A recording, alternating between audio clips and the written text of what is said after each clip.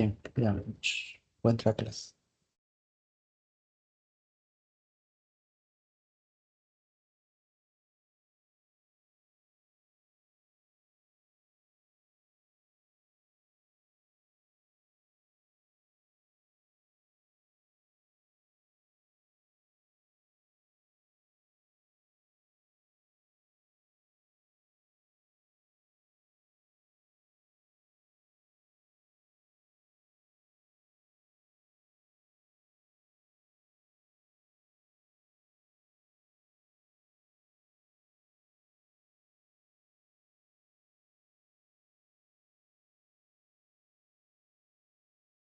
Ariana, ¿me escucha? Sí, sí, doctor. Ok. Entonces déjame ver para compartir.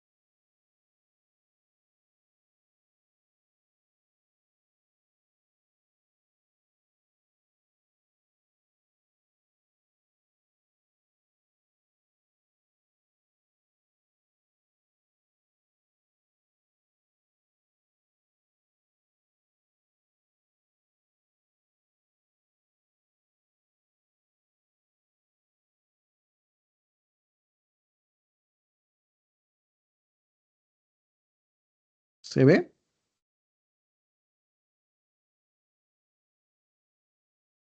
Sí, doctor. Sí, sí, doctor. Sí. Listo. Ok. Entonces vamos a comenzar, ¿ya? El tema que voy a presentarles ahora es en relación a lo que es semiología y la conciencia y funciones superiores. Y otro ítem que es el de la semiología de los pares craneales. Son temas eh, extensos, difícilmente puede abarcarlos en una hora o en 45 minutos en relación a lo que son los conceptos y evaluación del mismo, dado que es bien amplio. Y como ya he visto algunos compañeros suyos que han rotado conmigo, pues para esto se requiere tener presente todo lo que es anatomía y fisiología, ¿de acuerdo? Entonces voy a tratar de hacer un resumen que me permita que se pueda entender y también que permita que no sea muy extenso para lo que es su evaluación en el examen teórico, ¿de acuerdo? Si no se me escucha o la diapositiva se congela, por favor avísenme para no continuar, ¿de acuerdo? ¿De acuerdo? Sí, doctor. Ah, ya. Y háblenme de rato en rato porque no sé si me están escuchando. ¿Listo?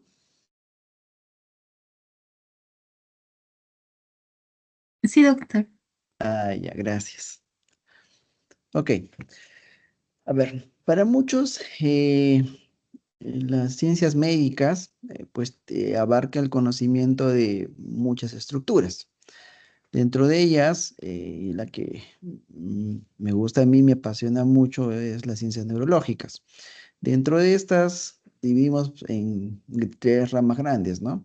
Aquellos que estudian o dan un tratamiento a las alteraciones que pueden existir en el sistema nervioso sin un tratamiento quirúrgico como es la neurología, o aquellas que requieren un tratamiento quirúrgico como la neurocirugía o ya un tratamiento en relación a las alteraciones en lo que es el estado mental, ¿no? Entonces, esas, digamos, son las tres grandes ramas que estudian o que abarcan todo lo que son las ciencias neurológicas y sus alteraciones. ¿De acuerdo? Bien, en el tema, estudiar conciencia o la evaluación semiológica de la conciencia, como siempre les he dicho en las diversas rotaciones, uno tiene que comenzar por definir qué cosa es conciencia, cuáles son las estructuras anatómicas y cómo es que funciona esta conciencia. para en base a eso yo poder interpretar y evaluar las alteraciones que pueda presentar. ¿De acuerdo? Entonces, siempre que estudien, háganlo desde esa perspectiva. Primero la definición, luego las bases anatómicas, luego las bases fisiológicas y luego veo cómo evalúo esas alteraciones que se puedan presentar. ¿De acuerdo? Entonces, más o menos en esa metodología es que voy a dirigir toda la presentación. Ok, entonces partamos por la definición de lo que es conciencia. Conciencia se define como el estado de percepción del yo y del medio ambiente o el entorno que nos rodea y la capacidad que tenemos de responder a estos estímulos que puedan provenir del interior nuestro o del medio ambiente. ¿De acuerdo? Esa es conciencia. Ahora, ¿qué estructuras participan en esta conciencia o qué da esta conciencia en el ser humano? Muy bien, esta conciencia se ha determinado que se da por dos estructuras. ¿Listo? Una primera estructura que está conformada o está presente en lo que es el tronco cerebral, que es lo que llaman sustancia reticular activadora ascendente, es el que va a dar el despertar y el estado de alerta o que el paciente se mantenga despierto. Y la otra estructura es la corteza cerebral, ¿de acuerdo? De ambos hemisferios. Esta se va a encargar de percibir los estímulos, integrar los estímulos y determinar este contenido o cognición del estado de conciencia, a lo que llamamos estado de lucidez o orientación, ¿de acuerdo? Entonces, no se olviden, son estas dos estructuras las que participan. Bien, en la evaluación de la conciencia, debemos determinar que existen niveles de conciencia y que esta conciencia tiene un contenido, ¿de acuerdo? En los niveles de conciencia vamos a determinar básicamente el estado de alerta que va a estar dado por el tronco cerebral y en el contenido de la conciencia por la calidad del pensamiento dado por lo que es la integración de la corteza cerebral. ¿Listo? Bien, los niveles de conciencia. El primer nivel en el que nos encontramos todos sin ninguna alteración es estado de vigilia o el estado vigil. Es en aquel en el que el paciente tiene plena percepción de sí mismo y de su entorno o su relación con el medio ambiente. ¿De acuerdo? Bien, cuando hay una alteración de este estado de vigilia o este estado de conciencia, el primer nivel que puede alterarse es el estado que llamamos como somnolencia.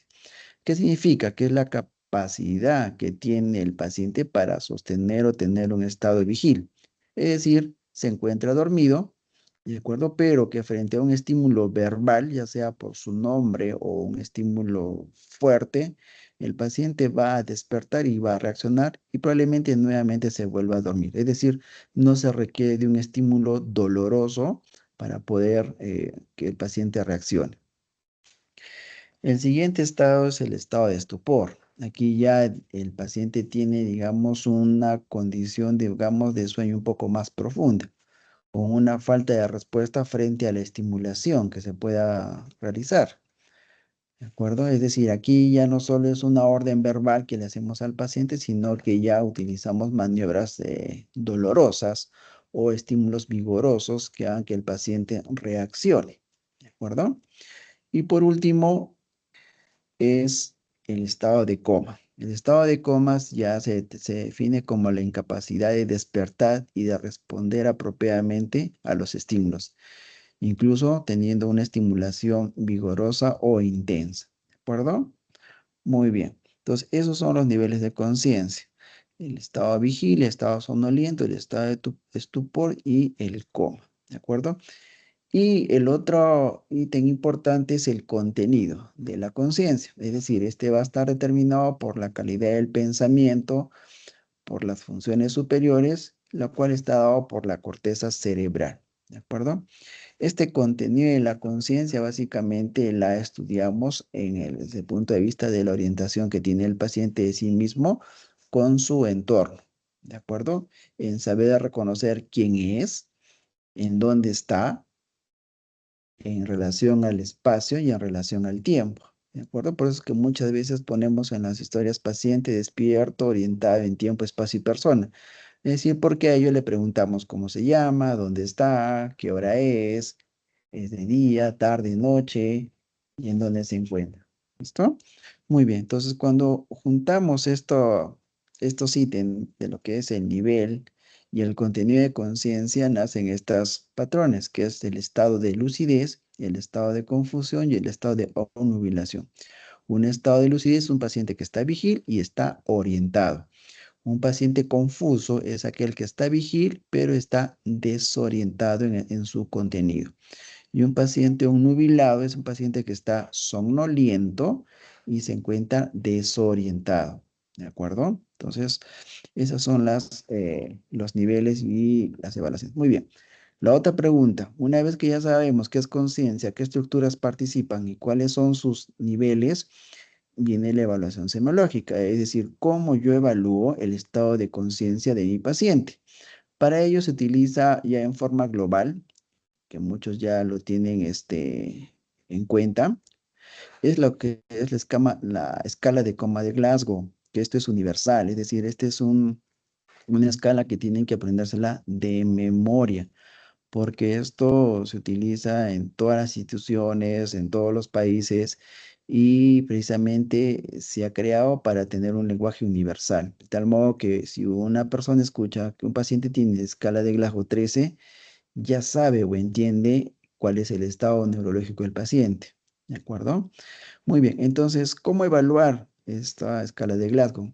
Mediante tres ítems. Hay un ítem que evalúa lo que es la apertura ocular o la respuesta ocular, la respuesta verbal y la respuesta motora. Se evalúan estos tres puntos. En la respuesta ocular, al paciente se le hace o se le pide una orden. Es decir, abra usted los ojos y el paciente, pues si los abre, quiere decir que tiene una respuesta adecuada. ¿De acuerdo? Si el paciente a la orden verbal no apertura los ojos, entonces hago uso de una maniobra dolorosa, la cual mm, me lleva a que éste pueda abrir los ojos o no los abra finalmente. ¿De acuerdo? Entonces, esas son las dos formas de evaluar. Frente a la respuesta ocular o apertura ocular, una maniobra de hacer un llamado, una orden, o hacer una maniobra de dolor. ¿De acuerdo? En la respuesta verbal, del mismo modo, ¿no? Se le hace una pregunta al paciente y lo que se evalúa es el tipo de respuesta que da el paciente. Como ve en el caso del ejemplo, se le pregunta el año y el paciente responde adecuadamente. Ahora puede responder con otra fecha o otras palabras o de repente con sonidos incomprensibles o no da ningún tipo de respuesta. Entonces, ese tipo de respuestas tienen una puntuación y una valoración, como pueden ver en la escala. ¿De acuerdo? Y por último, la respuesta motora. Del mismo modo, al paciente se le da una orden para que ejecute un movimiento. Si el paciente lo realiza adecuadamente, tiene la puntuación máxima. Pero si el paciente no ejecuta esta maniobra frente a una orden, se hace uso de una maniobra dolorosa en el cual se evalúa el movimiento que pueda tener, ya sea localizar el estímulo doloroso o retirar únicamente, o ya tener actitudes que nos hacen sospechar de una lesión neuronal severa, como es lo que llamamos respuesta de decorticación o una respuesta de descerebración. ¿Listo?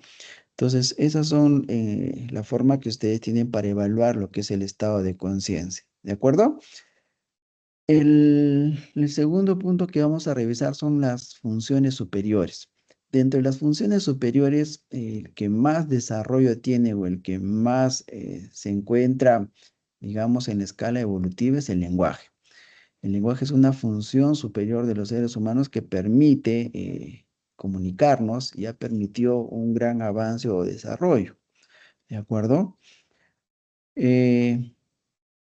Nosotros a través del lenguaje permitimos expresar y comprender nuestras ideas o pensamientos, ¿de acuerdo? Esto puede ser a través de signos convencionales que pueden ser escritos, orales o mímicos. Entonces el lenguaje puede ser de dos formas, un lenguaje expresivo mediante el lenguaje oral o el lenguaje escrito y un lenguaje comprensivo mediante la audición y la lectura, ¿de acuerdo? Pero existen otros niveles de comunicación, como por ejemplo la música, el canto, el arte, el dibujo, la pintura, ¿de acuerdo? Que también son formas de comunicación que ha desarrollado el ser humano, ¿de acuerdo? Bien, entonces, esta función superior o lenguaje, pues requiere una integración de lo que es la corteza cerebral. Y para ello requiere la integración de áreas como son los lóbulos frontales, temporales, parietales y las diversas conexiones a través de la sustancia blanca. ¿De acuerdo? Pero, ¿qué ocurre cuando un paciente tiene una afectación de su sistema nervioso? Como por ejemplo, un infarto cerebral, como pueden ver acá, una zona hipodensa a nivel de lo que es el lóbulo frontal y parietal del lado izquierdo, o pueden ver acá la presencia de un coágulo o un hematoma sutural en el hemisferio izquierdo que comprime el cerebro, o pueden ver la presencia de un tumor cerebral en la unión de ambos lóbulos, o una hidrocefalia severa, o la presencia de una infección en dicha área. Entonces, ¿estas alteraciones pueden llevar a que tenga el paciente una alteración en su lenguaje? Claro que sí. ¿De acuerdo? ¿Y por qué? Porque ya vamos a ver después que estructuralmente el lenguaje ya tiene zonas identificadas a nivel de la corteza cerebral. ¿Listo? Entonces, el lenguaje tiene dos elementos importantes, que es el hablar o expresarse y es el escuchar o también a través de la lectura. Entonces, nosotros tenemos dos formas en relación al lenguaje, lo que es la expresión del pensamiento y lo que es la comprensión del pensamiento o lo que nos están diciendo. ¿De acuerdo? Entonces son esos dos componentes los que forman parte del lenguaje. ¿De acuerdo? En la expresión del pensamiento tenemos tres pasos, es decir, ustedes para poder hablar o conversar tienen que primero tener una idea. Luego de tener esta idea, tienen que tener el reconocimiento de la idea con palabras y por último tienen la pronunciación o la expresión final a través del movimiento de la lengua o las cuerdas vocales, ¿de acuerdo? Entonces, de estos tres pasos, que es la ideación, que es el reconocimiento de las palabras y por último la pronunciación, los que determinan en sí una alteración del lenguaje son los dos primeros. Es decir, cuando una falla en la ideación o en el reconocimiento o correlación de lo que quiero decir con las palabras que voy a expresar, es ahí donde se produce la alteración del lenguaje. En este caso, lo que se constituye como una afasia de expresión. La alteración que puede existir en la vocalización, pronunciación, ya sea por alteración de las cuerdas vocales o coordinación de los músculos de lengua, eso constituyen una etapa motora o final, pero que no constituyen una afasia, ¿no? Por ejemplo, un paciente con disartria no es un paciente que tiene afasia, o un paciente que es mudo no es un paciente que tiene afasia, sino que tiene alteraciones en los órganos finales de expresión, ¿de acuerdo? Entonces, la ideación y el reconocimiento son alteraciones que se van a producir a nivel únicamente de la corteza cerebral en su área respectiva, como la vamos a ver luego. ¿Listo? Y la otra parte del lenguaje es la comprensión. Igual, la comprensión del lenguaje tiene un mecanismo, tiene tres pasos. El primero es el oír o leer, reconocer lo que se nos está diciendo con las palabras y por último, comprender lo que se nos está diciendo, ¿de acuerdo? Entonces, de la misma manera, el oír un paciente que es, por ejemplo, digamos, sordito, no significa que tenga afasia, sino que tiene una alteración en la etapa de los órganos receptores o sensoriales, ¿de acuerdo?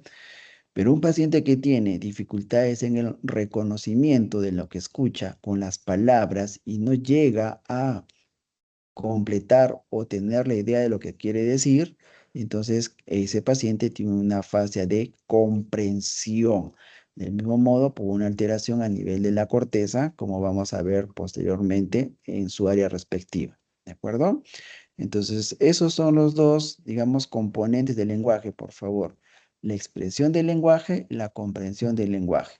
¿Y cuáles son los mecanismos para que estos se produzcan y cuya alteración en determinado caso se debe considerar como afasia y cuando no es afasia? ¿De acuerdo? Por favor, no se olviden de eso. Bien, si vamos a la estructura o el área anatómica en donde se produce esta función superior o lenguaje, entonces tenemos que retomar o regresar a lo que es la anatomía. Y en anatomía sabemos que existen los lóbulos. Tenemos el lóbulo frontal, el lóbulo parietal,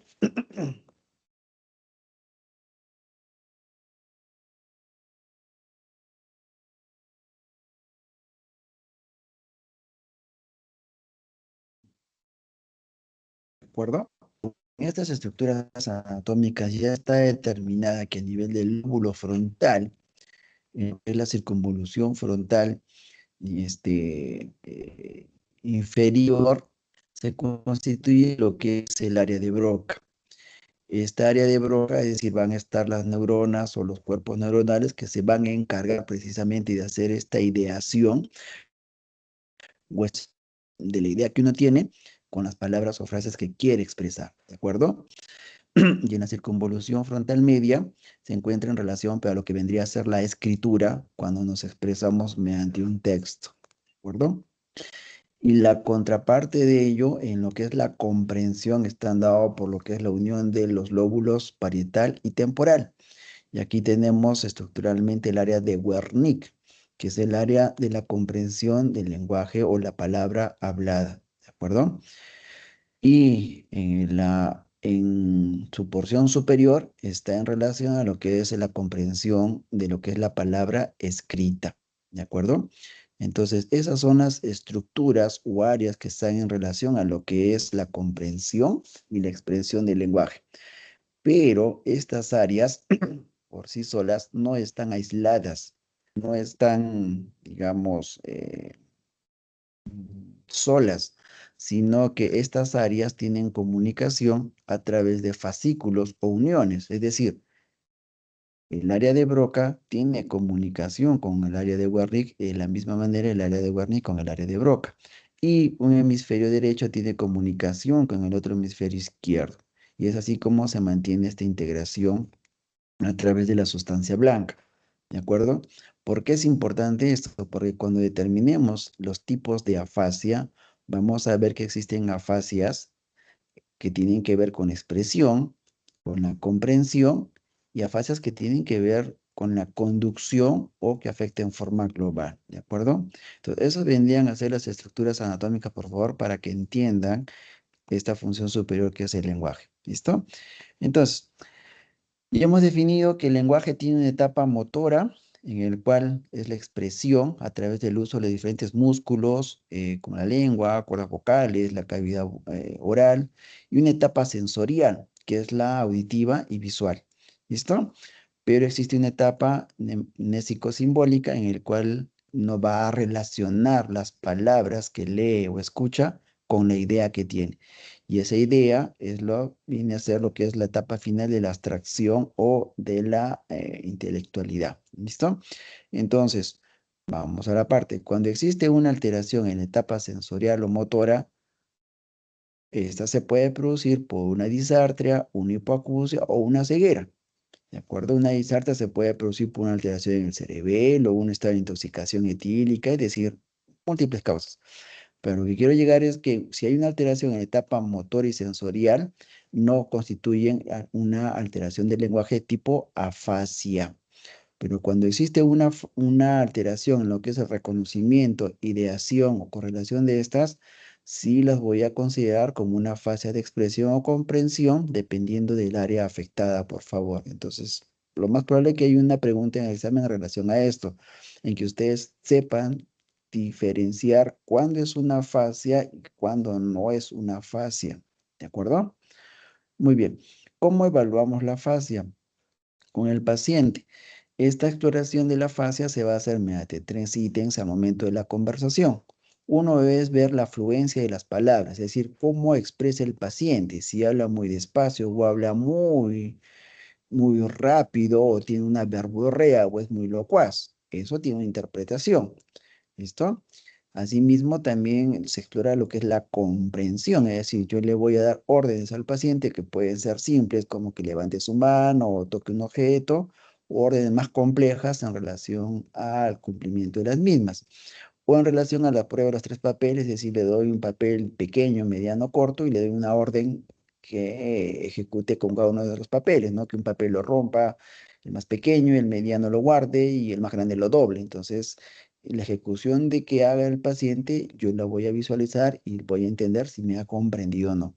Y por último, se le pide la repetición de palabras o frases que ejecute el paciente. Entonces, en base a estas 3 características es que yo voy a determinar si tiene una afasia y qué tipo de afasia presenta. Entonces, si yo tengo una alteración en la fluencia del lenguaje con una alteración en la repetición, voy a tener una fase de expresión. Es decir, el paciente me comprende perfectamente lo que yo le digo, lee perfectamente los textos, pero no es capaz de comunicarse adecuadamente. ¿Por qué? Porque tiene una alteración en la fluencia del lenguaje y en la repetición. ¿De acuerdo? Muy bien. Si el paciente tiene una fluencia, comprende adecuadamente y la fluencia adecuada, pero no es capaz de repetir las palabras, estamos hablando de una fase de conducción. Del mismo modo, si el paciente expresa de manera normal, con una cadencia y fluencia habitual, normal, pero hay una alteración en la comprensión de las cosas que se le dice o en la repetición, estamos frente a una fase de comprensión. Y si hay una alteración en la fluencia, comprensión y repetición, estamos frente a una fase global en el paciente. ¿Listo?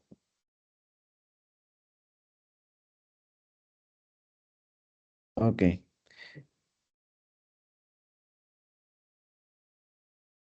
Muy bien. Entonces, en resumen, y donde se van a derivar o se van a elaborar preguntas es en relación a esto, ¿no?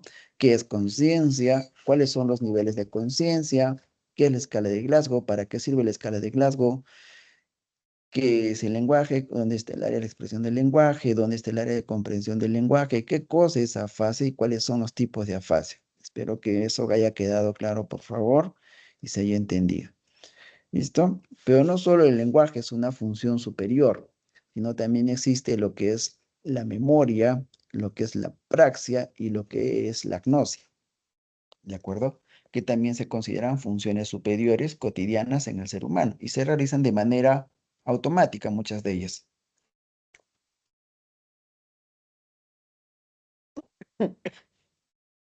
Comencemos. La siguiente función superior es la praxia. ¿Qué cosa es la praxia?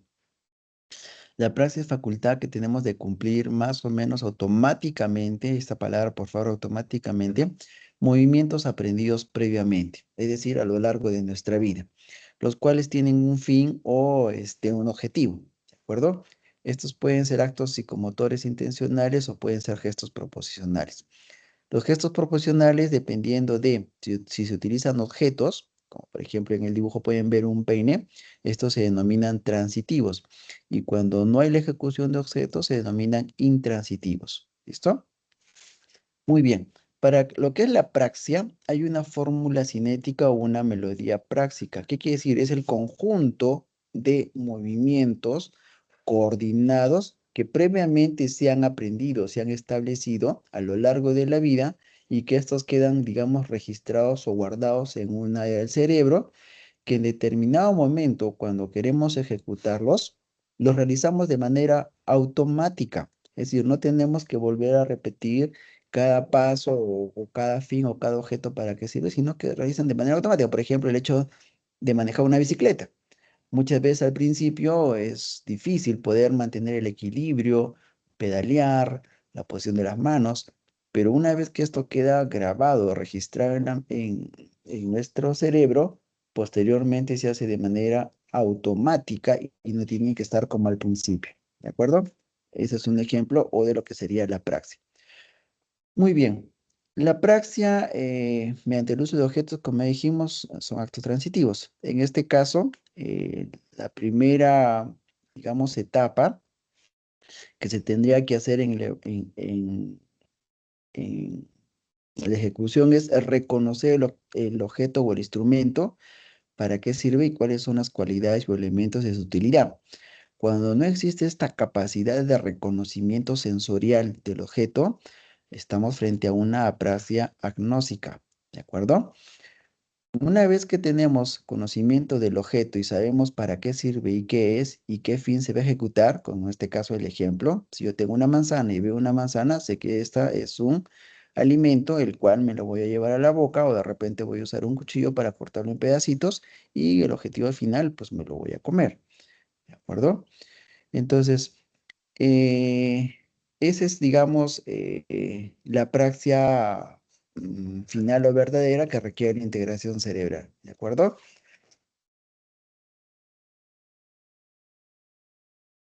La exploración de la praxia puede ser mediante, dijimos, objetos como transitivos, gestos o o movimientos intransitivos o constructivos, faciales o complejos, o invitar al paciente a imitar actos del observador, ¿de acuerdo? Que los pueda realizar.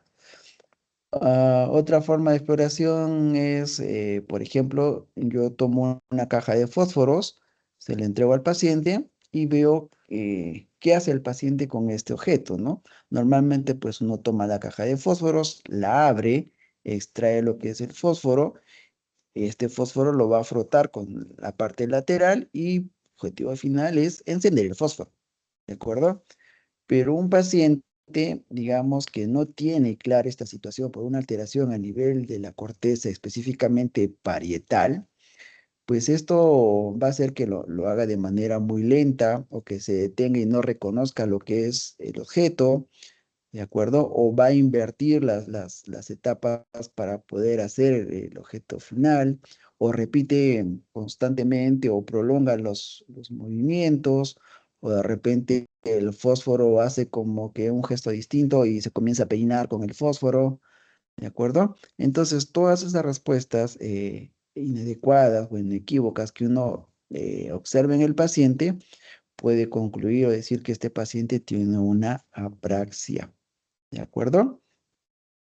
Bien, y esto igual es, esta diapositiva lo que trata de ver que la praxia, como definición, es la imposibilidad de realizar movimientos o actos adaptados a un fin, sin que se atribuya a otras razones. ¿De acuerdo?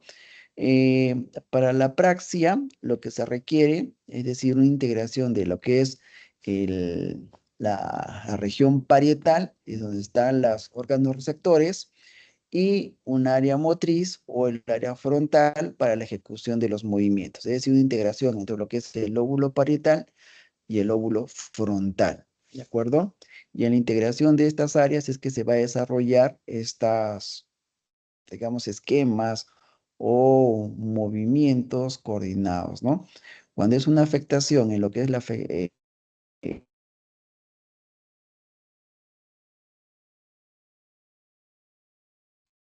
digamos, pero cuando es una alteración entre lo que es digamos, el pensamiento y quiero realizarlo, es una alteración idiomotora, perdón, ideatoria. ¿De acuerdo?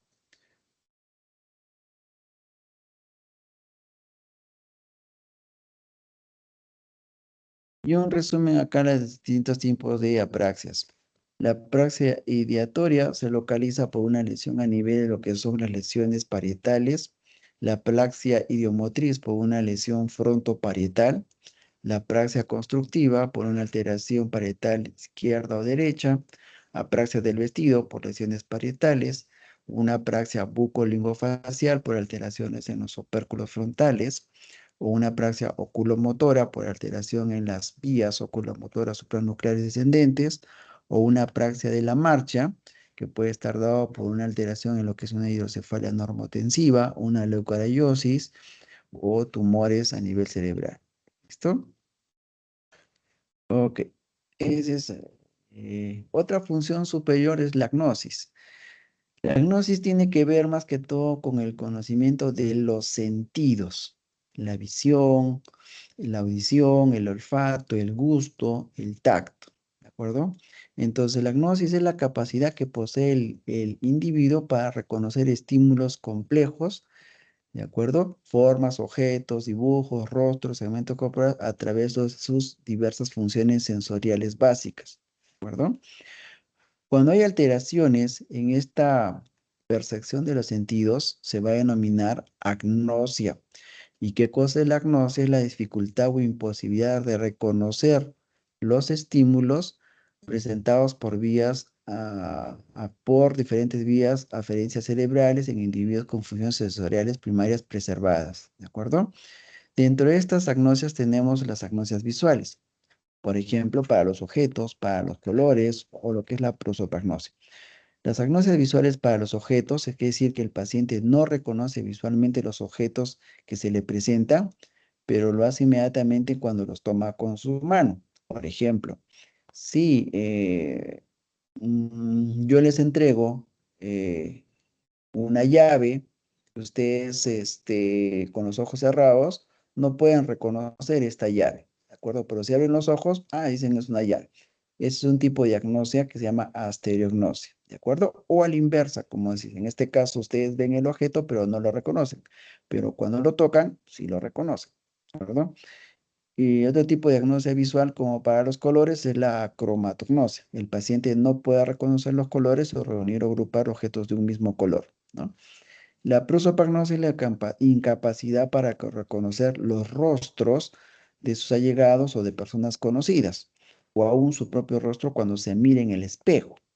Pero si a este paciente escucha la voz de la persona conocida, pues sí la va a reconocer, ¿de acuerdo? Entonces, ese es un ejemplo de diagnosia visual. Luego existen las diagnosias somestésicas, por ejemplo, lo que mencionamos anteriormente de manera inversa. Es un trastorno, por ejemplo, la astereognosia es el trastorno para reconocer objetos por medio del tacto, ¿sí? Vuelvo a tomar el ejemplo.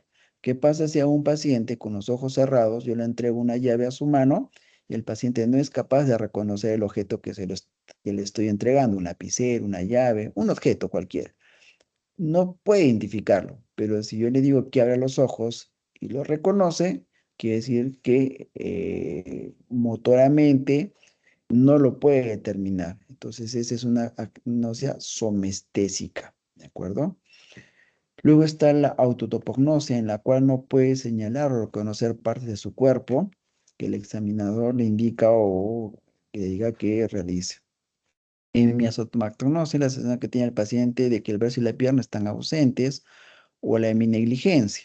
El paciente ignora o no tiene en cuenta el hemicuerpo afectado. Generalmente se produce por afectaciones o alteraciones en el hemisferio izquierdo. Y la somatoparafrenia consiste en la sensación de que una parte de su cuerpo no es suya, sino le es extraña. ¿Listo? Y también están las agnosias auditivas, como la agnosia verbal. Consiste en la falta de comprensión de la palabra hablada.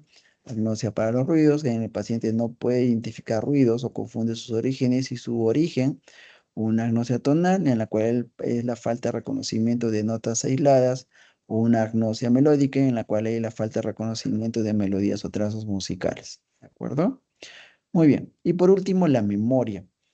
La memoria es la capacidad de adquirir, de tener nueva información o de recordar o hacer consciente información adquirida con anterioridad. Y esto se encuentra anatómicamente en el lóbulo temporal, ¿de acuerdo?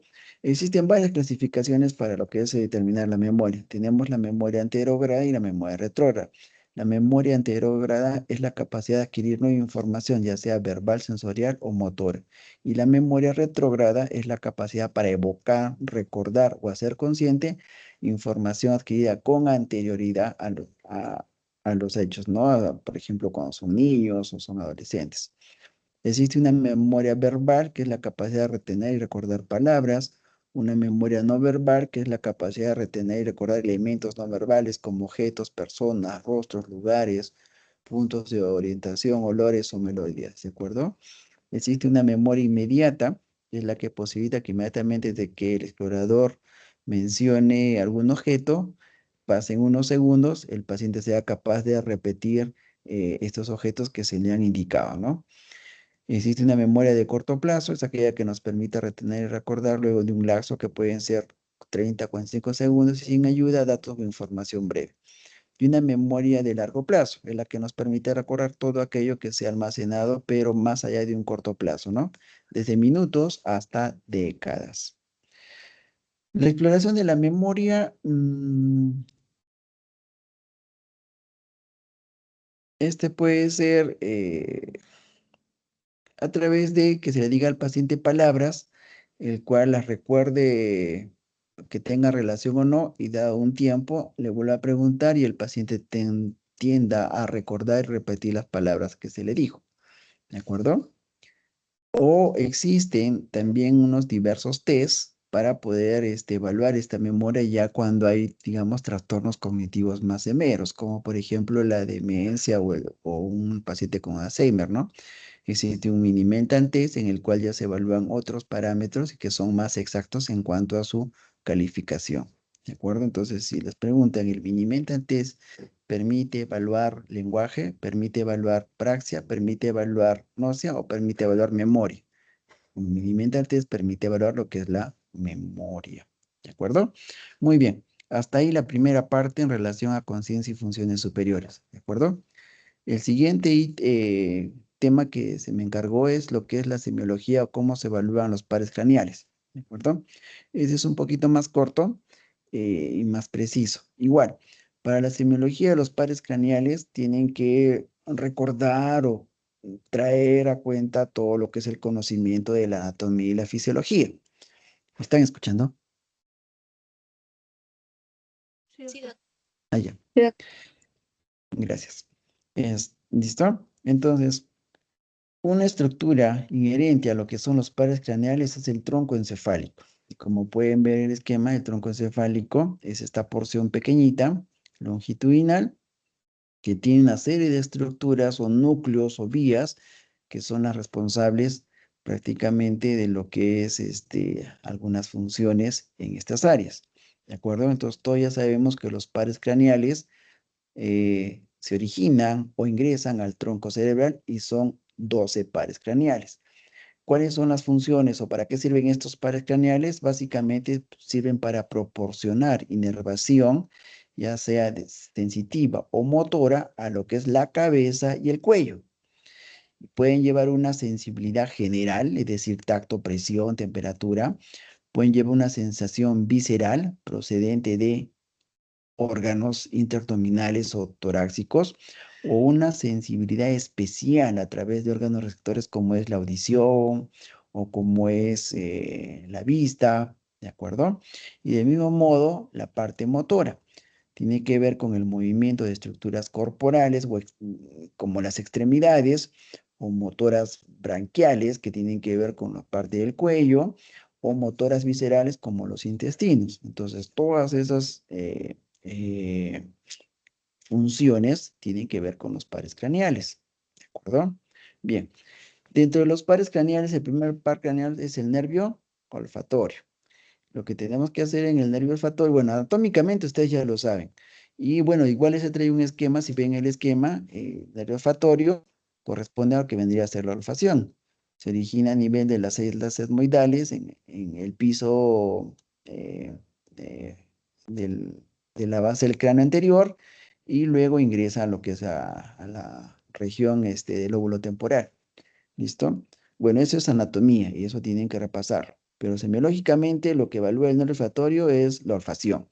¿Y cómo yo voy a evaluar? Mediante haciendo leer diversos olores aromáticos que pueden ser café, canela, perfumes, alcohol, fósforo. Primero en una fosa nasal y luego en otra fosa nasal. ¿De acuerdo? Y la alteración que pueda tener, la denominación se llama anosmia. ¿Listo? Alteraciones que puedan llevar a esta correlación, por ejemplo, tumores. Tumores a nivel del piso de la base del cráneo, a nivel anterior, ¿no? O infecciones, sinusitis, que lleven a alteración. ¿Listo? El segundo par craneal es el nervio óptico. El nervio óptico, igual, ya estructuralmente, ustedes ya saben que el nervio óptico se origina a nivel de lo que son los conos y bastones a nivel de la retina y posteriormente constituye el nervio como tal, ingresa formando el quiasma y así posteriormente va a terminar en la región occipital. Eso es la anatomía que ustedes ya la saben, ¿de acuerdo? Semiológicamente, ¿yo cómo voy a evaluar mi nervio óptico? Mediante la visualización del fondo de ojo, como pueden ver en el esquema. ¿Para qué? Para evaluar que no haya un borramiento de lo que es los bordes de la papila o una alteración de la relación vena-arteria. ¿Qué expresión tiene eso? Hipertensión endocraniana, ¿de acuerdo? El otro ítem que evalúa en el segundo par craneal es la medición de la agudeza visual mediante la cartilla de Snell. ¿Listo? Otro punto que evalúa a nivel del nervio óptico es la evaluación de los campos visuales mediante la confrontación del paciente con el examinador, en el cual se pone un dedo a una interdistancia de ambos y se indique eh, si es que en algún momento el objeto se pierde cuando se va lateralizando a los costados o hacia arriba o hacia abajo. Y por último es la evaluación del reflejo fotomotor, en el cual se hace incidir un haz de luz sobre una pupila y se va a ver la contracción de la misma por efecto reflejo de la luz con las fibras motoras. Alteraciones que puedan tener con el nervio óptico va a depender. Por ejemplo, como pueden ver en estas imágenes, hay tumores en la región celar que van a condicionar una compresión del nervio óptico y eso va a producir diversas alteraciones como hemianopsias, anopsias, cuadrantagnopsias, etcétera. ¿De acuerdo? Es la forma de interpretar las alteraciones que puedan encontrar en el examen semiológico luego de esas maniobras. El otro nervio craneal es el tercer par craneal. El tercer par craneal, cuyas funciones van a ser el movimiento del párpado, movimiento del globo ocular, la respuesta pupilar a la luz y lo que es la acomodación para la visión de cerca o de lejos, ¿de acuerdo? Entonces, el tercer par craneal va a tener con las fibras motoras que tienen que inervar el músculo elevador del párpado, que tiene que ver con los músculos eh, intraoculares, que es el recto superior, el recto medio, el recto inferior y el oblicuo menor, ¿de acuerdo? Y tiene unas fibras que tienen que ver con lo que es el reflejo fotomotor mediante el sistema efector parasimpático, ¿de acuerdo?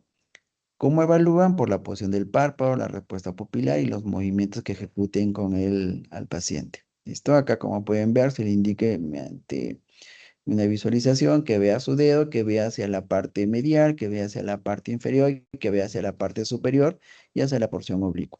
Las alteraciones en estos movimientos van a determinar que hay una alteración de este par craneal, ¿de acuerdo?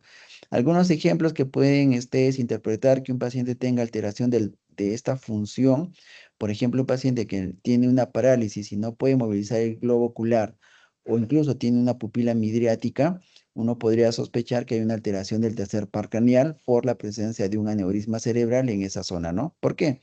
Porque esta es la arteria basilar, esta es la arteria comunicante posterior y en esa zona cursa el tercer par craneal. Entonces, cuando hay una alteración vascular en esta estructura, como un aneurisma, uno puede sospechar únicamente viendo a un paciente que tiene una pupila midriática con una parálisis en este tipo de enfermedad. ¿De acuerdo? Ese es solo un ejemplo. El cuarto par craneal igual es es un nervio encargado de la motricidad que tiene que ver con la inervación del músculo oblicuo superior. ¿De acuerdo? Que tiene que ver con el movimiento de rotación hacia abajo y hacia afuera. El sexto par craneal igual es un nervio que participa en la motilidad del globo ocular común, en el cual inerva al resto externo y ustedes, como ven en la figura, lo que dicen al paciente entre las evaluaciones de movimiento es que mire hacia la parte externa y si esta función no se produce y el ojo se queda inmóvil, eso me hace sospechar de que el paciente tiene una parálisis del sexto par craneal, ¿de acuerdo? El otro par craneal es el nervio trigémino. El nervio trigémino tiene dos componentes, tiene un componente sensitivo y tiene un componente motor. Tiene que ver con la sensibilidad de la cara, ¿de acuerdo? En sus tres porciones o en sus tres ramas, a nivel de lo que es la rama frontal, la rama maxilar y la rama mandibular. Esa es su función sensitiva. Pero también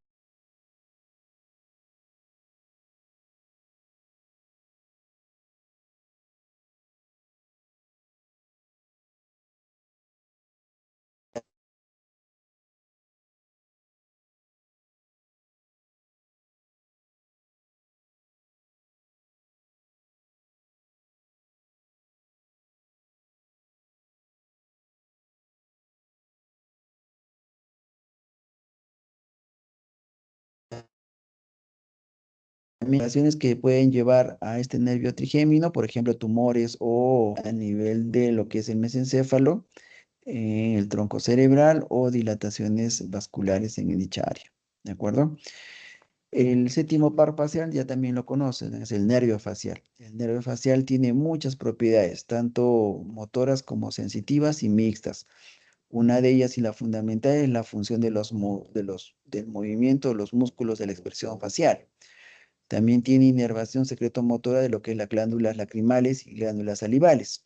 Tiene una función sobre el músculo del estribo. Tiene una función somática a nivel del conducto, a nivel del conducto aditivo externo y lo que es la membrana timpánica. Y también tiene parte de lo que son a nivel de las papilas gustativas en los dos tercios anteriores de la lengua. Es decir, es un nervio mixto cuyas funciones en la evaluación semiológica deben ustedes evaluar cada uno de estos puntos. ¿de acuerdo? En la exploración, básicamente es al paciente le dicen que frunce el ceño, que sonría o que haga, digamos, soplar, y ustedes ahí van a poder evaluar lo que es el movimiento de los músculos. Y a nivel de lo que es la sensitiva, mediante la determinación de los sabores a nivel de los 2 tercios anteriores de la lengua, ¿no? Que pueden hacerle salado, dulce, agrio o ácido, entonces es como van a evaluar si está adecuado o no. ¿Listo?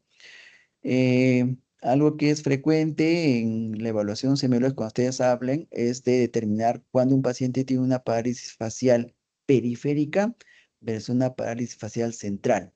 La diferencia entre uno y otro es que en la parálisis facial periférica, como ven en el esquema, va a haber una alteración en todos los segmentos de movimiento de la cara, tanto a nivel de la frente, del maxilar, como de la mandíbula, a diferencia de la parálisis central, en la cual va a haber un movimiento de lo que es la región a nivel de la frente. El paciente puede movilizar esa zona, mas no puede mover lo que es el maxilar o la mandíbula, ¿de acuerdo? Esa es la diferencia entre las dos parálisis, que es frecuente en las preguntas. El octavo par craneal es el vestíbulo coclear, que tiene que ver con la audición y que tiene que ver con el equilibrio, ¿de acuerdo? ¿Cómo lo evalúan? Mediante la colocación de un diapasón en el conducto auditivo externo o en el pabellón de la oreja, y si el paciente percibe o no percibe, o por sonidos o estímulos que ustedes le puedan decir, o susurrar al oído, ¿de acuerdo? El noveno par craneal o glosofaringio, este par craneal va a tener también una función mixta. Va a participar en lo que son los músculos de la deglución, también tiene una inervación secretomotora de las glándulas salivales, también tiene que ver con el gusto de las papilas gustativas, pero en el tercio posterior tiene que ver con la sensibilidad somática de la membrana timpánica y de la orofaringe, y una función especial en lo que es la sensibilidad especial del cuerpo carotidio a nivel de la arteria carótida, lo que son los quimiorreceptores y varoreceptores. Es decir, tiene una función, digamos, neurovegetativa importante. ¿Cómo lo evaluamos? Mediante la aplicación de un reflejo nauseoso, es decir, para evaluar la función motora, lo que se hace es, mediante un bajalenguas, colocar y generar un reflejo nauseoso, ¿de acuerdo?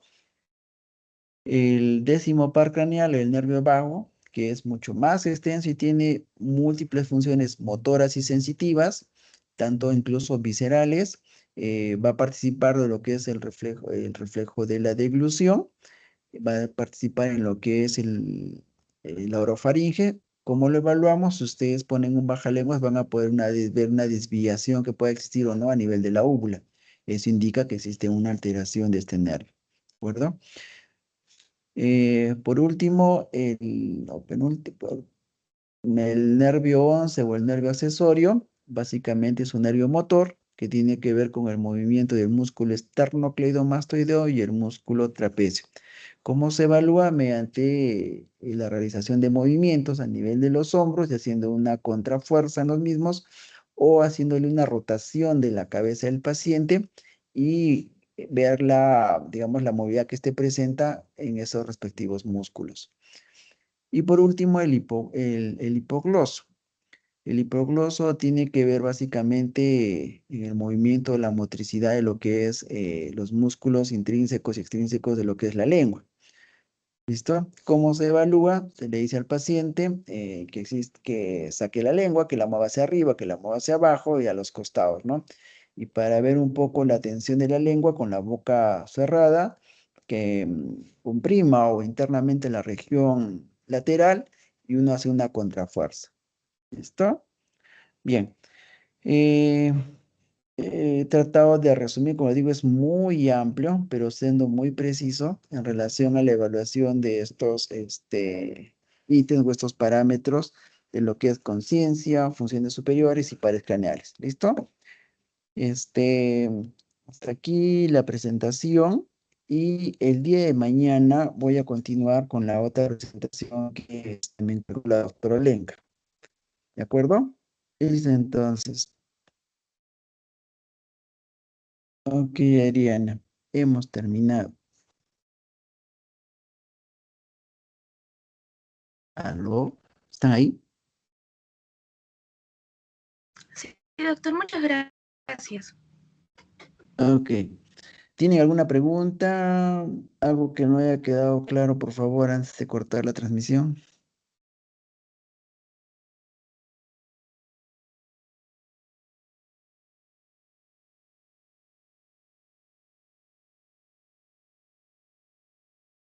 Ok, entonces, si no hay preguntas, entonces mañana a las 8 de la mañana. ¿Sí? ¿Está bien?